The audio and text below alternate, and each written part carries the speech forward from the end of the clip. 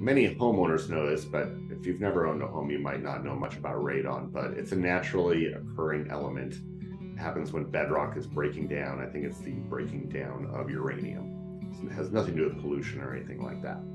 But it's a known carcinogen, and the EPA that has some great documentation for radon in homeowners. Well, mitigation systems exist, and they can cost anywhere from $1,000 to $3,000 to install, depending on how much is going on, right? Like if you just need the system, which is basically a PVC pipe and a fan, that's on the cheaper side. But if you have large, like crawl space, especially if it's dirt floor, oftentimes it requires more. Well, there's two stages. One, there's radon testing, and you're supposed to test, and it's supposed to be below 4.0 PCI. I've seen homes come with no radon mitigation system come in below 3. I've also seen places with radon mitigation system come in at 8, and that just means the radon mitigation system needs to be improved. I've also seen radon levels change in between when a buyer bought a place with no radon mitigation system, came in around 2.5, and then 4 years later they sold it, and when the new buyer did their test, it came in at 16, which is a massive change. And I'm just assuming that's because what's going on underneath their property changes. The other thing people need to keep in mind is your neighbor could test at 2 and you could test at 20, because what's going on underneath each home can be very different.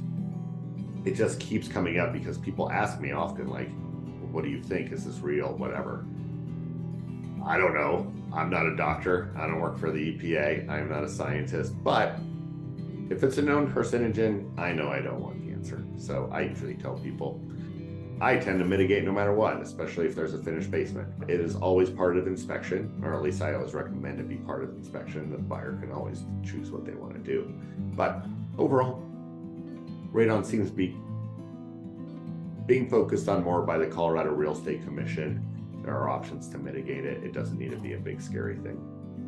The hardest thing is sometimes is where I'm going to put this mitigation system, because you might have to put it in a closet in your basement. I think my brother has got one behind a door in a bathroom in his basement. Mine comes out in my garage. So it's nice to have it in an unfinished space because it is a PVC pipe, but it's not the worst thing in the world. Give yourself the gift of not getting cancer from watching TV.